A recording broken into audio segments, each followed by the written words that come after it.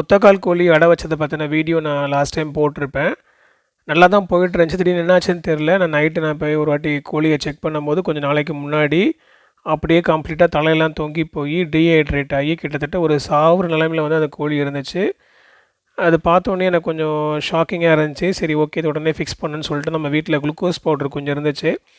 அந்த glucose powder எடுத்து நாக்கு கீழே தேய்ச்சி விட்டு அதுக்கப்புறம் கொஞ்சம் தண்ணி ஊற்றி விட்டேன். அதுக்கப்புறம் தான் கொஞ்சம் வந்து ரிலாக்ஸ் ஆச்சு. ஆனால் அதுக்கப்புறமே கூட அது ஏஞ்சி நிற்கலை. ஒரு மாதிரி படுத்து படுத்து கிடந்துச்சு. அதுக்கப்புறம் அந்த வெங்காயத்தை கொஞ்சம் நறுக்கி போட்டு அப்புறம் ரெக்கை கீழெல்லாம் கொஞ்சம் தண்ணி தெளித்து விட்டேன். தண்ணி தெளித்து விட்டு கொஞ்ச நேரத்துக்கு விட்டதுக்கு அப்புறமேட்டுக்கு ஒரு ஒரு 20 மினிட்ஸ் கழிச்சு அது ஏஞ்சி நிற்க ஆரம்பிச்சது.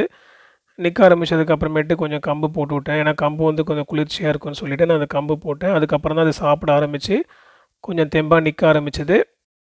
யூஸ்வலாக வந்து ஃபெப்ரவரி மாதம் தான் நம்ம வந்து அடை வைப்போம். ஆனால் இந்த வாட்டி கொஞ்சம் நாள் தள்ளி போய் ஏப்ரல் மாதம் வச்சுட்டேன்.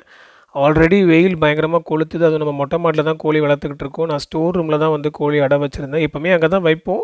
ஆனால் இந்த வாட்டி பயங்கர வெயில் என்னமோ தெரியல, அதுக்கு உடம்பு தாங்கலை. ஸோ நான் அப்புறம் அந்த இடத்துலேருந்து மண் தரைக்கு அதை அப்படியே முட்டையோடு தூக்கி ஷிஃப்ட் பண்ணிட்டேன்.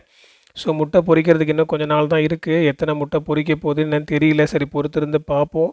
அப்புறம் காலையில் கொஞ்சம் கீரை நறுக்கி போட்டேன். அதுக்கப்புறம் நல்லா ஆக்டிவ் ஆகிடுச்சு, நல்லா மேய ஆரம்பிச்சது. பொறுத்திருந்து பார்ப்போம் எத்தனை முட்டை பொரிக்குது அப்படின்னு. இன்னொரு பக்கத்தில் வான்கோழிகள், சேவல்கள், பெட்டை கோழிகள் நல்லா ஹெல்த்தியாக வளர்ந்து வந்துக்கிட்டு இருக்குது.